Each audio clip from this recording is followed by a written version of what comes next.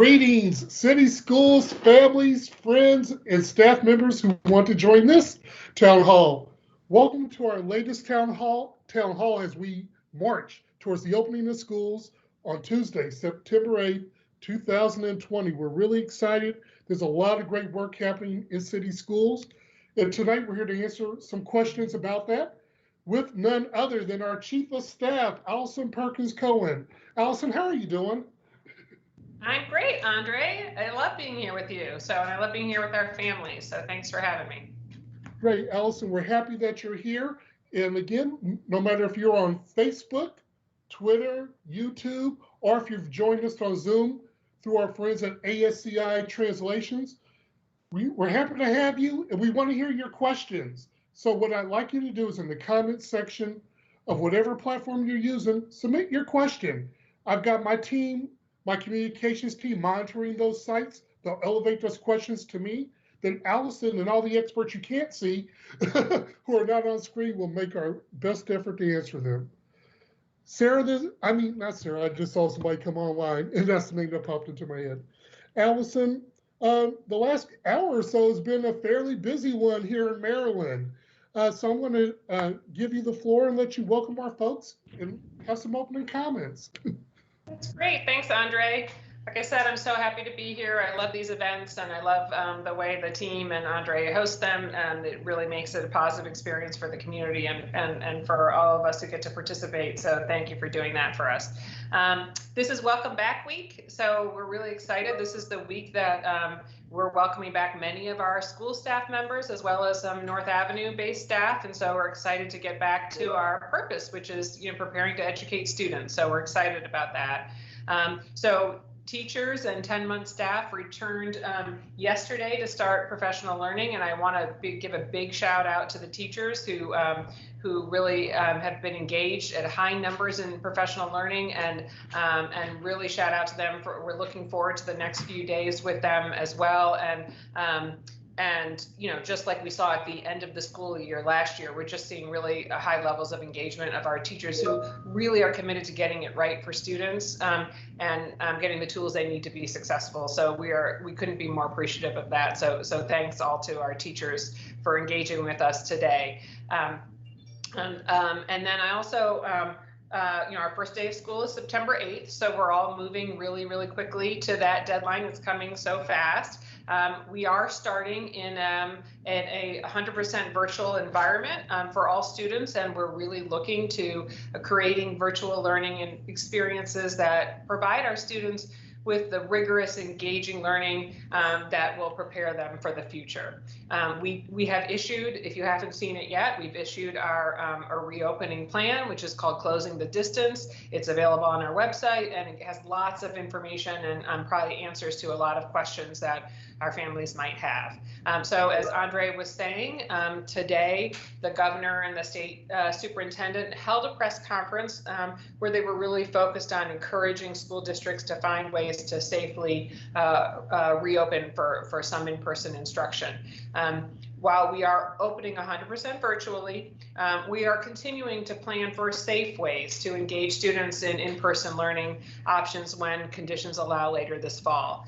As we've said before, we are planning to give updates on our plans for that by mid-October, and certainly any first in-person experiences would really focus on primarily on small group instructions for students who would most benefit from those opportunities and who we've not served well in a virtual environment.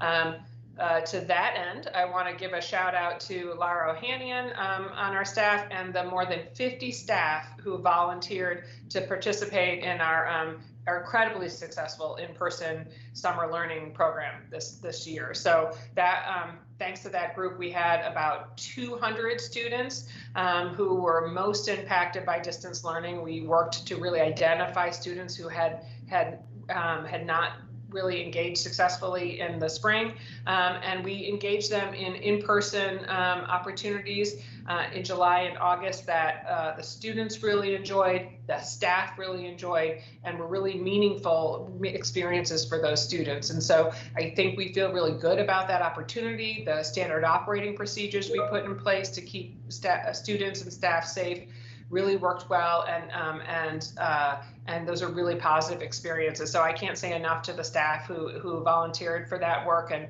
then ran through a bunch of cabinet members through a simulation of that experience for students, so we could see what that was like, and it was really incredible to engage with those teachers. So thanks to them.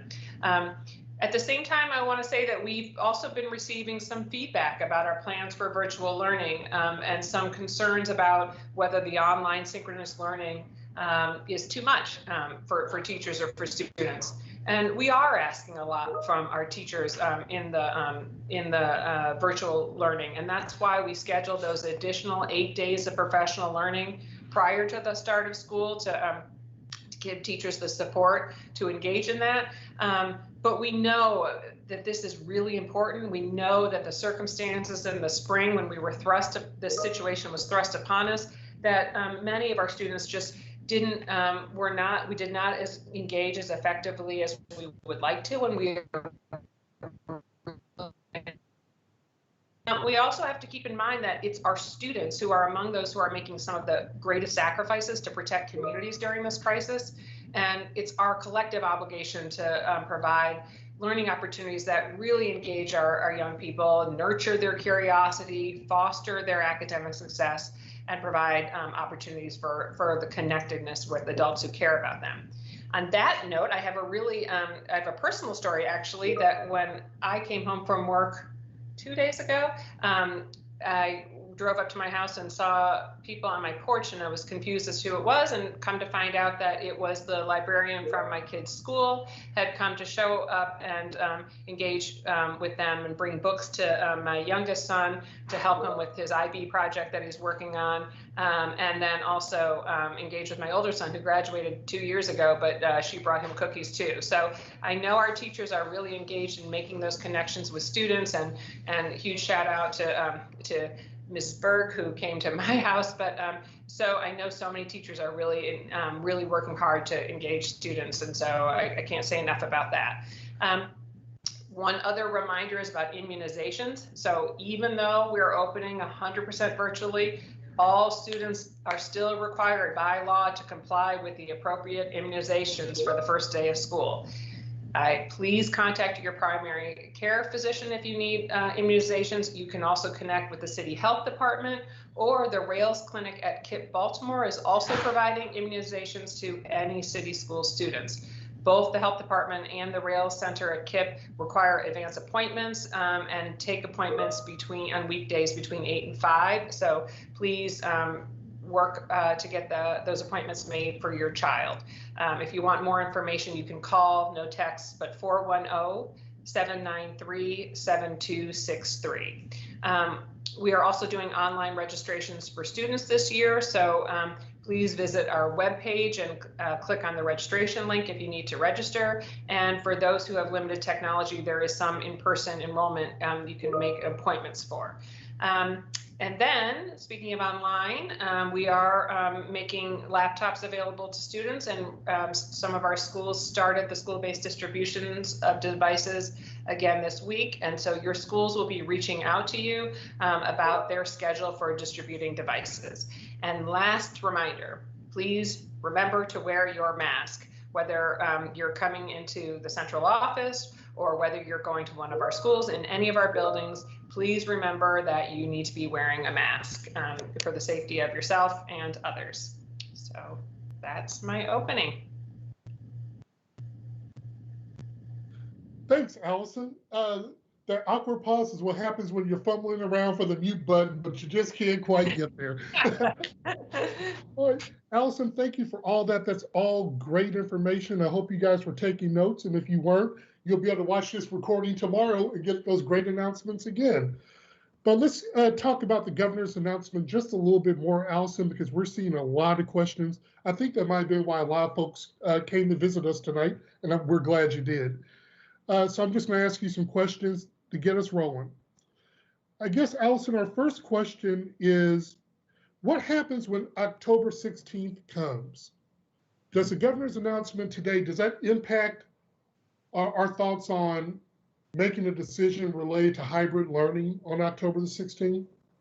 So October the 16th was just the date by which we said we would update families about our plans. It doesn't mean that October 17th, or I guess 17th is a Saturday, but 19th, that we're going back to in-person learning.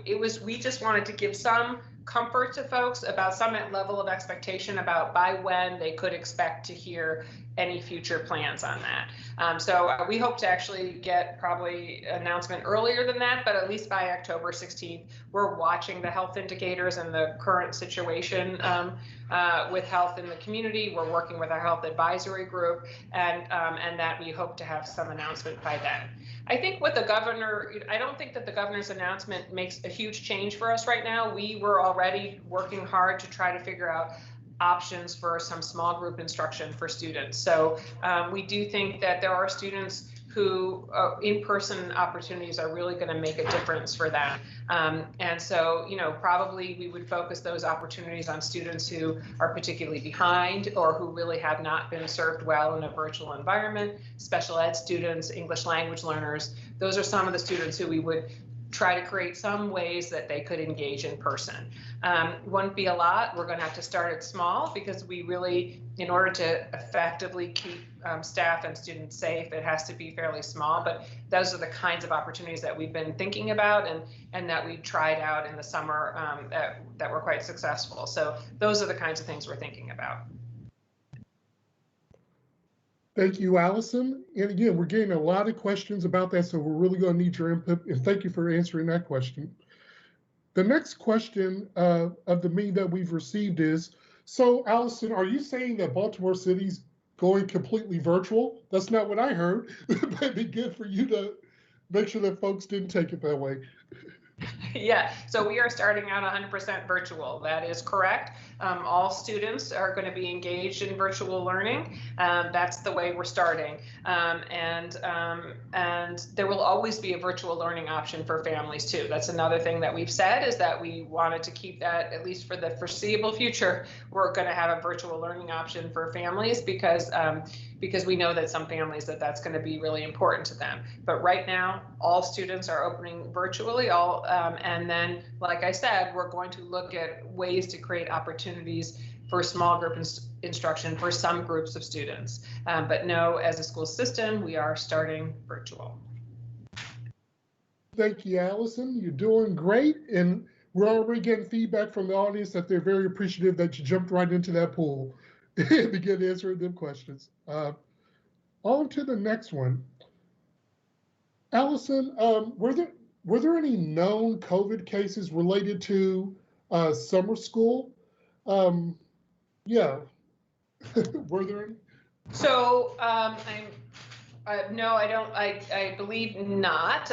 So we had some folks who had symptoms that they were worried were COVID related, and those all came back negative. So yeah, now I'm sorry. We also had meal sites, so I had to kind of parse out in my mind. But no, we did not have any associated with the summer school sites, and then in the cases where there were suspected, where people just had symptoms, we were able to, those individuals were tested and then came back negative. Yeah, so we have protocols in place if there is somebody who has symptoms, where we, to make sure that we quarantine the individual while we get results back. So that we work with our health advisory group to come up with protocols around that. So no, we haven't had, we also in our meal sites, we've had individuals, in some cases we have had to close meal sites because of somebody who worked at a meal site did test positive. We then quarantined those individuals and closed the site. And then reopened it, after the quarantine was over. We have not had a case where where there was more than an individual who was infected, who worked at those sites, who probably had it from another source. So it's not happened very often, and we have really tight procedures when it does happen. Thank you, Allison. And on to another question, again in that same vein, from Andrea Mitchell. Andrea asked, how will things work if parents don't want to send their students back when you do reopen?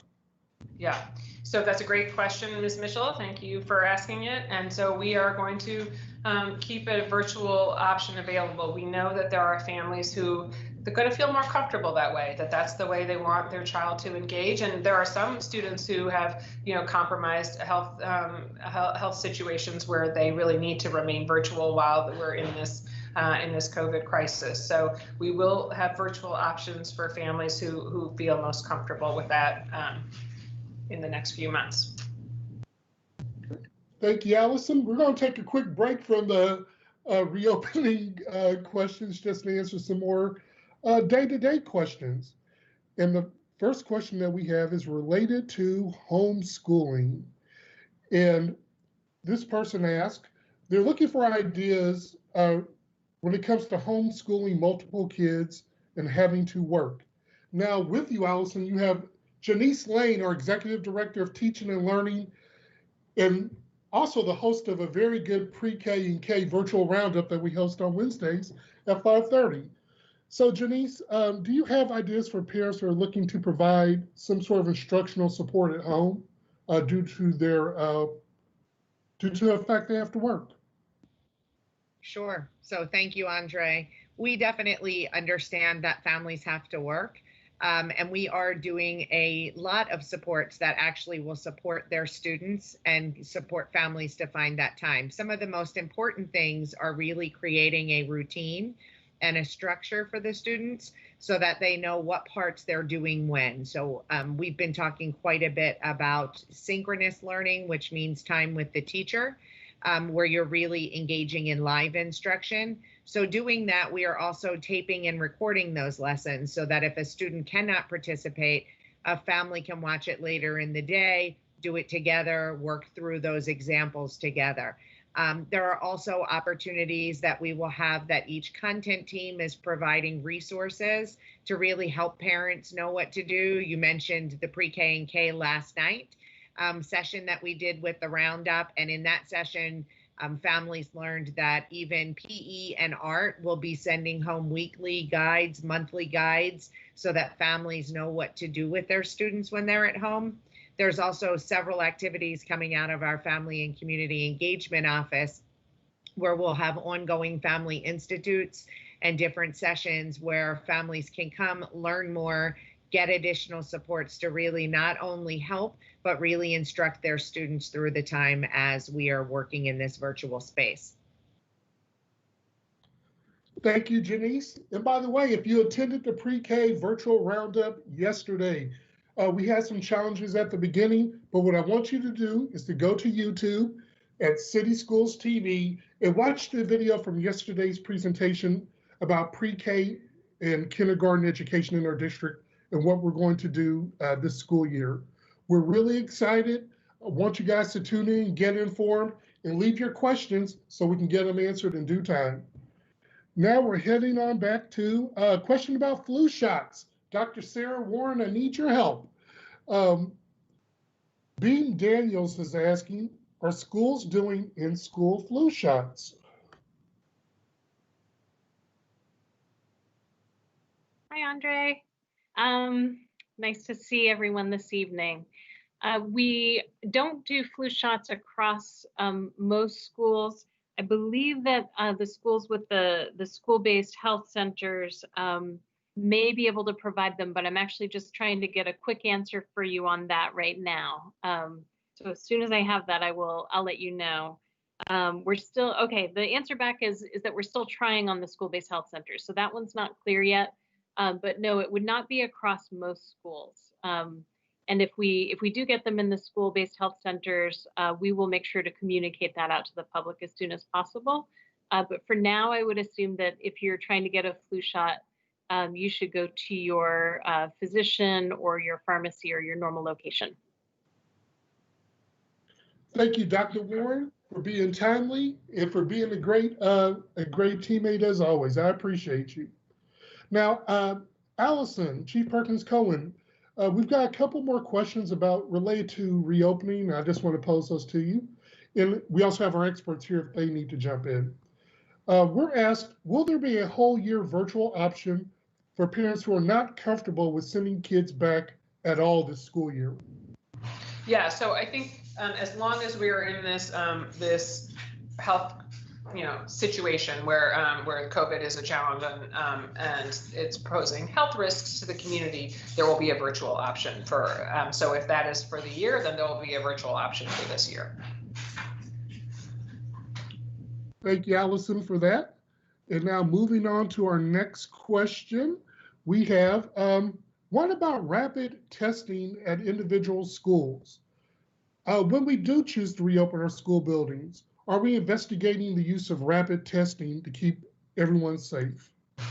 So we are actually, yes, working with our health advisory group and our partners in the health department and some of the surrounding health providers we're exploring the possibility of having access to rapid testing for symptomatic individuals, either students or staff. So we are hoping we're going to get that in place. We're working on it and hope to be able to have something in place for that, for access for rapid testing.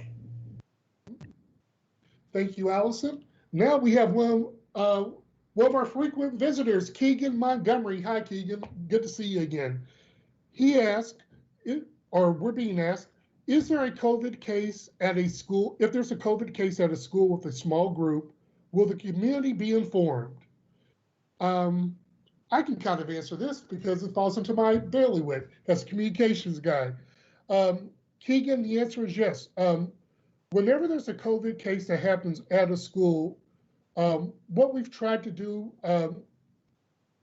throughout this period is we notify the school community. It's important that everybody knows within that school community what happened, because some people may have had contact with that individual, or they just may be concerned. That usually occurs via a letter directly to members of the school community. That includes staff and families.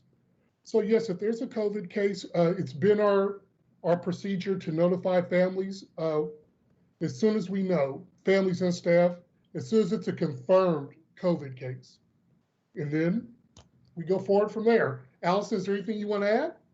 Yeah, I think that you got that exactly right. And the other thing is that if we're doing small groups like we did this summer, we keep students in pods of small groups where you're limiting their interaction to just that small group and just to the adult that is their teacher, so that again you can control the exposure. So if there is a case that it is a limited group of students who are impacted, so that's one of the recommendations of health experts about how to really make sure that you're controlling the exposure of the virus in the school community and really limiting it and helping keep the broader community safe. Thank you, Allison. Now here's an interesting question from Erica Hamlet. Erica asked, what about city schools that may become overcrowded whenever you all do go open buildings again? So basically, do we have concerns about having too many people in the space when buildings reopen?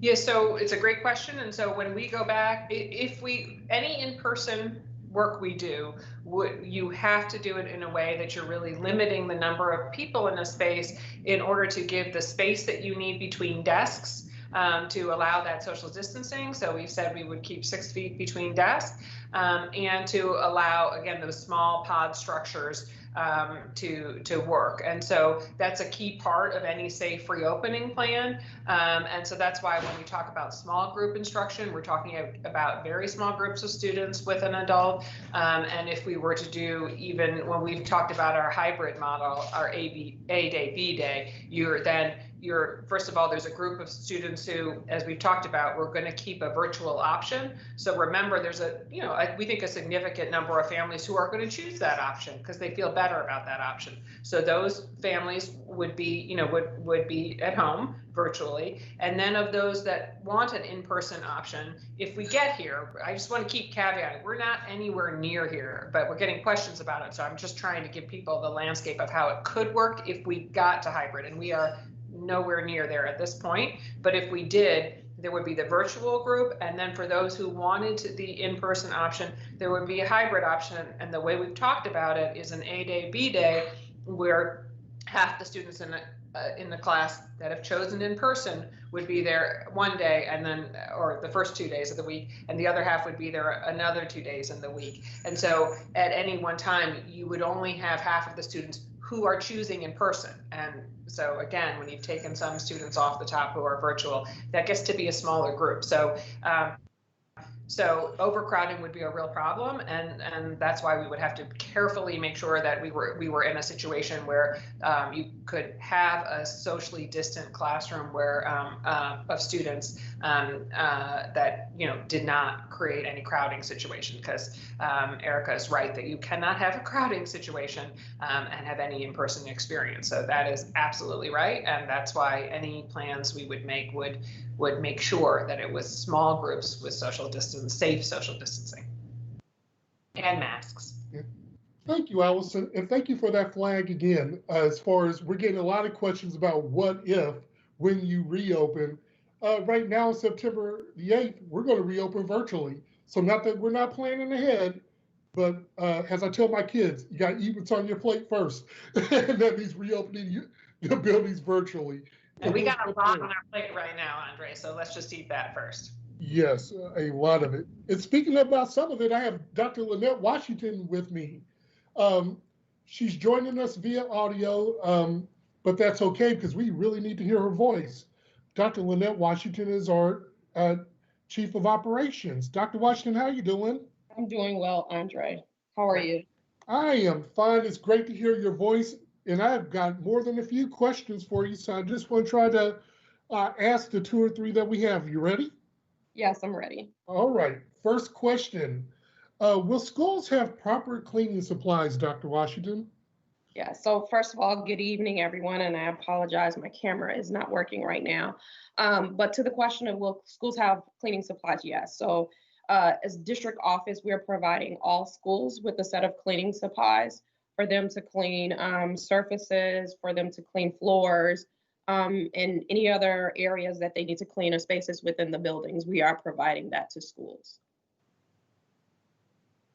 Thank you, Chief Washington. And I just want to give it that we are providing it for our traditional schools, just so I can be clear about that. Oh, no, that is a very good point. Thank you. And for anyone who wonders why that is, our traditional schools have a traditional arrangement with the school district. Our charter schools and other schools have a separate arrangement. And through that arrangement, we also provide support. But there's nuance to that. Allison, I don't want to dig too far in that well. Okay. And we're also providing guidance too. So all schools will know there's a standard operating procedure guidance on what cleaning materials are needed. And what schools need to do in order to keep their schools clean during this period of time. So there is guidance that's being provided to all schools.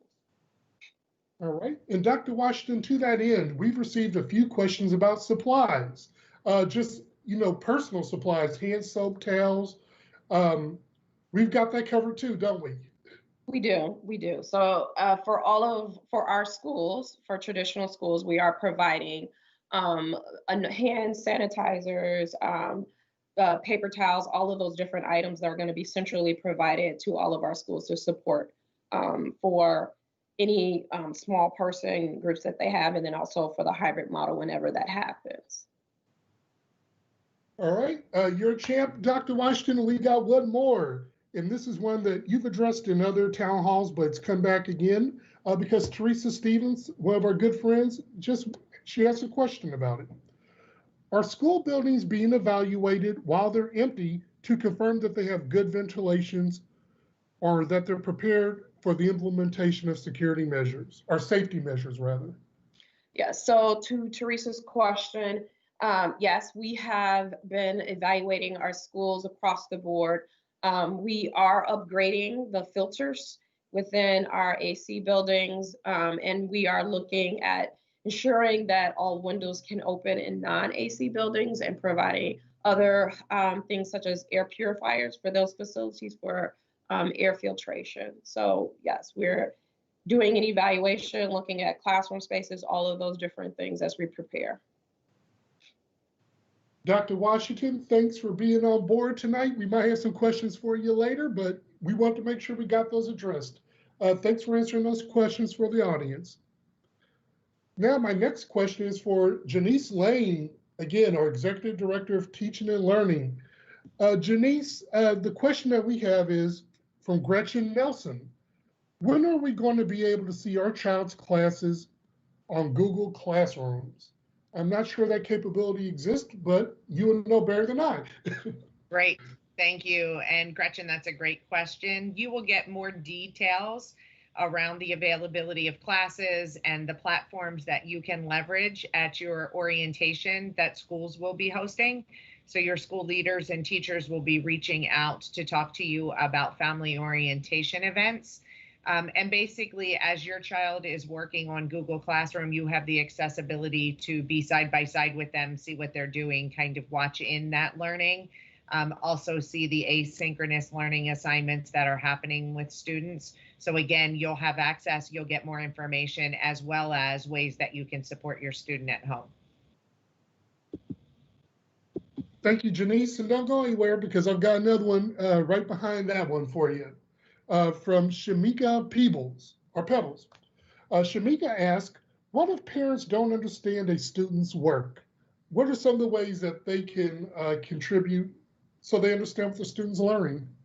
That's a great question. Thank you so much for that. We talked a little bit earlier this evening about some of the family institutes that will be held. Teachers will also make sure that families have access in their schedules. There are places that we call office hours, and those office hours are spaces for students to gather with the teacher or for families to gather with the teacher to really get an understanding of whether it's the content they're learning or whether it's an expectation around what the child needs to do either in that face-to-face time with the teacher on the computer or whether it is as students are working independently. So there will be many opportunities for us to partner and make sure that families feel comfortable in both of those aspects. All right, thank you, Janice. You up for one more? Of course. All right, and we also have Chief Davis, our Chief Academic Officer here, who could jump in if he would like. Sean Selassie asked, why are so many hours required for kindergarten? So I think this has been a great question that we've been talking about ongoing as we've been working. One of the things we want to ensure is that our students are deeply engaged in their learning. So when we think about the trajectory of what we want them to have in kindergarten to get them ready for first grade, it's really a strategic use of time for students. So when you see things that are online, we're not expecting a 5-year-old to sit from start to the end of that period. There are interactions, there are things that the student will do individually, as well as breaks within that time. So they'll be taking body breaks, ways to exercise. Again, we talked last night at the Roundup for pre-K and K that it's also a buildup of getting students there. For many of our students, we know this will be a first experience. So we don't expect them to sit, in a laptop situation for an hour at a given minute. But really, how do we start them in deep engagement, having conversations, making connections, engaging in play-based learning, and really then start to build up so that as the year goes on or whatever time we'll be in the virtual setting, that we continue to engage students in deep learning. So one of the reasons is because we think it's what our students need and deserve, and we want to make sure that we're giving them everything they would have if they were in a class setting back in the school day. So still trying to balance that for students, but doing it in developmentally appropriate ways so that students feel comfortable, teachers feel comfortable, families feel comfortable. Janice, you've been great. They saw you once. We had 3 more academic questions just like that. I'm glad you're here. Thank you, Janice. Sure. Thank you. All righty. Moving on. Allison, we have a couple of questions related to safety. Again, whenever we reach the point that we begin to reopen our buildings to students. The first question, Allison, that we have is from Allison, no pun intended, Harris. She asked, what are you going to do to quarantine students that have been exposed to COVID? So good question, Allison. If we are doing small groups, again, we would keep instructional groups quite small so that Any student who had COVID would, as per the health guidelines, would be quarantined for 14 days, as well as any individuals in direct contact with that student would be in quarantine for 14 days, which is, like I said, the health guidelines. To make sure that that students are not infecting other students during that period of time. So that is the recommendation for the students or any adults who interacted with a student who tested positive. Okay, thank you, Allison. And another question from Brenda Myers, again, staying in this realm of safety. When students go back to class, will we be taking their temperature at the door? So our standard operating procedures that we developed for opening facilities and that we used this summer in summer school does have us using the thermal, what are they called? The thermometers that you can do virtually. Lynette or somebody could help me with the name of them. But those thermometers that you can do, from not without just from the front of somebody's forehead, we use those for students when they come into the building. So there's a health screening when students or staff come into a building. That's in our standard operating procedure, where they're asked if they've had any symptoms or if a family member has had any symptoms, or if anybody in their family is ill, and then they take their temperature, and then they're allowed to be permitted in the building if they meet that standard. So actually, I was in a school yesterday for the wonderful ribbon cutting at Mary Rodman. Great shout out to the 21st Century Buildings team and to Principal Guzman and his team, who's welcoming both his own students and the students from Sarah and Roach to that new facility. And the same protocol was in place there, where when all of us arrived, from the mayor to me to whoever, to Dr. Santelisa's, you get your temperature taken, you're asked some screening questions, and then in that case we were getting a little tag to put on our wrist so that they knew you'd been through that, and then you went into the building. Thank you, Allison. Now this next question is for you, but it's also for Chief Davis. Again, our Chief Academic Officer and our Chief of Schools, partially because they referenced him by name. Michael Newhouse asked, can anyone clarify the statement made this morning by Chief Davis that no teachers will be forced back into the school buildings? Oh, I'm happy to, Andre. Right, while we are in this virtual space, right, there's going to be times when we have small groups. I think Allison mentioned that a few times. And when we have small groups, right, we might ask teachers, like if anyone is interested in the school, a principal might ask, right? And right now, while we're in the virtual space, there's no forcing of anyone to go in.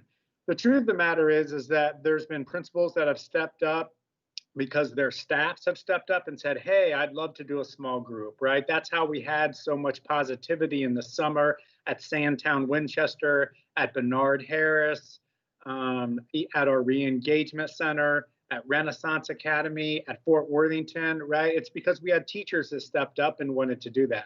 But we also know that there's some teachers that do not want to do that. And if they don't want to do that while we're in a virtual space, then we'll be fine with that. Thank you, Chief Davis, for that. Yeah, whenever anybody calls your name or calls a staff member, I like to give them a chance to get their question answered directly.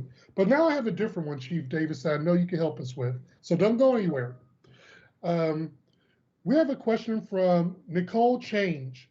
She asked, what about students who live with their elderly grandparents or other caregivers who may be overwhelmed by technology and not capable of providing much support to the student? So I guess the question revolves around what supports are we providing for parents, no matter who they are, to be able to help their students in the virtual environment? Yeah, I think the answer to this is it's really on a class by class and a family by family situation, right? There are some families that were able to get online and figure this out in the spring to the best of their ability, and their child was on a lot. I think the families that are struggling is what our schools have to focus on and give them as much orientation, as much support, and as much flexibility as possible. Allison mentioned a little bit, or maybe it was Janice mentioned the family orientations that were happening. And some of them should be virtual, or a lot of them will be virtual. but we might actually ask some families if they're willing to come in and really go step by step to make sure that they're comfortable with the logins, with going to Clever, which will be the main site that is kind of a single sign-on that once you go there, you can go anywhere else. And so I think we have to take it on a case-by-case basis. It was also mentioned a little bit ago that, of course, teachers have office hours. And as educators, we've got to prioritize the families that were just described that might be struggling. And so there's no easy answer to this. There's not a quick fix that you can just go ahead and snap your fingers and say, hey, everyone just go here and do this. We're just going to have to help people out through their particular situations so that in the end, they can point to the right website, they can get to the right application, and that the student can interface with the teacher and get the best education they can in this virtual space. Thank you, Chief Davis. Great answer. I appreciate you. Now we're going to pivot a little bit to special education. And Dr. Deborah Brooks, who heads that work for the district. How you doing, Dr. Brooks? I'm doing well. Thank you for having me on today. Well, it's always a pleasure to have you here. We have a question from Brenda Myers. She asked, how do we get kids to keep their mask on when those students have special needs? I guess you could apply this to any student for various reasons, but in this case, she's asking about special students that have special education needs. So that's an excellent question. And we know that each individual student may have their own individual needs. It could be because of their disability. It could be because of health reasons that they're unable to keep the mask on for a long period of time. So we will work with those students to provide, once we are back in a school building for hybrid or small groups, we would work individually with those students to provide opportunities in a safe place for them to have time to remove their mask. If it's outside, but in a safe space, and then be able to, once they're back in an area where they're around other students, around staff, where they would then put the mask back on. We do understand for very young children, as well as with students with special needs, that it is very difficult for them to keep their mask on for long periods of time. And so we will work individually based upon the student's need to be able to provide that support. Dr. Brooks, thanks a lot. And by the way, if you visit our Facebook page at any time over the next couple of days, we've posted this great video from a town hall that Dr. Brooks participated in that dealt with special education needs in this virtual environment. I highly encourage you to go visit our Facebook page at Balt City Schools is the handle. Watch that video and get up to speed if you have questions about special needs and you want to hear from an expert. Now, moving on, we have a question from Ana Sanchez Vieira. She asked, will the school give kids workbooks so parents don't have to print them out? And I have Janice Lane coming back to answer the question about workbooks. Great, thank you. Yes, we will be supplying workbooks for most courses. It depends upon what course or what class. We are working right now with our vendors and our partners to get those deliveries in. Of course, they're experiencing some COVID issues as well, getting things into text. So we're hoping that everything is in schools by the end of September, but we are updating principals on a regular basis around those materials. But I can say for ELA through grade 8 and for math, that they will receive workbooks that will have resources that parents can use and students can use during their learning. There are also a few digital resources where students can do them online and email them or upload them on their Google Classroom. So again, still wouldn't require a printing, but would have an opportunity to do that. And then with our pre-K and K students, we'll also be bringing in some online resources and tools that allow for picture taking with an app of student work of an activity so that that can be shared for the teacher to see and view. And again, those pieces will be coming in as the availability is ready. We don't want to overwhelm teachers and parents and students by having everything day one. So really trying to help make sure that our teachers know how to use those resources and tools. That's actually the work we're doing this week with professional development and next week. So yes, we are working towards making sure that you don't have to print off packets and additional resources as we had to over spring. Thank you, Janice. And for our final question, because this evening is going really fast, Dr. Sarah Warren, can you come back to the floor? And we've received several questions about nurses, so I'll just ask you in a more, generic sense. As far as staffing with our nurses for the upcoming school year, are we adding more due to COVID? What's the plan? Great question. Thanks, Andre, and to the folks that were asking. So we work in partnership with the Baltimore City Health Department to provide nursing staff to all of our schools. So all schools will have nursing staff. We won't be adding a lot of new nurses, in part because there was already a nursing shortage before COVID began. And as you can imagine, there's even more of one now. But we will make sure to have nursing coverage in all schools. And I think people will find that is addressing the needs. And then, of course, there are many standard operating procedures and health-related procedures that are being covered by lots of different people. So making sure that we're monitoring health and safety issues will be a team sport in this case, with the nursing staff in each school playing a central role. Thank you, Dr. Warren, for answering all those questions, because we received several. Allison, can you join me back on the floor? This night's gone pretty quickly for us. It sure has. I looked up, it was 6:47, or we might have been here a lot longer.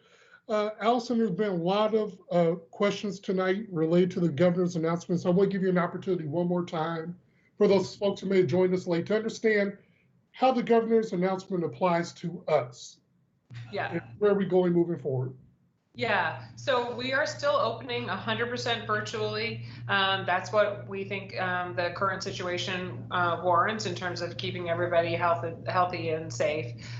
We are going to continue what we had been looking at before, which is thinking about ways that we could engage students in small group instruction. So particularly focusing on students who are just not served well in a virtual environment. So that could be students who we saw in the spring really didn't do a good job at engaging in that way, or students who are English language learners or special ed students. But that would be our focus, still would be, some small group opportunities. And we do think in-person opportunities are really important for some students, but they would be small, they would be done safely with social distancing in place and protocols in place to keep the staff and the students safe. And we've done that this summer, and we were able to do it in a really positive way for students and staff. And so anything we did would be in that same way. And there will still always be virtual options for families, and all of our students are starting virtually, and all of our instruction is virtually, will be virtual right now and for the near future. Allison, it's been fun. We had a good ride tonight. Thank you for joining us and filling in for the CEO. Thank you to all the experts who were behind the scenes. We're making sure that we have the best answers for our audience. And it's been a great moment in city schools. I am Andre Riley, your Director of Communications. If you want more information about all of our work related to back to school or reopening, or you just want to stay up to date about what your district is doing, period, visit us at baltimorecitischools.org. Allison, thank you. Thank you, Andre. Great as usual. Thank you. Thank you to the best communications team in Maryland. And we won't see you next week, but we will see you on September 17th at 6 p.m. in this space. We're taking a week off so you can get through the first week of school, or the first couple of weeks of school, and learn what you need to learn. I'm sure when you join us again, you'll have lots of questions. We'll see you then. Thanks, everybody.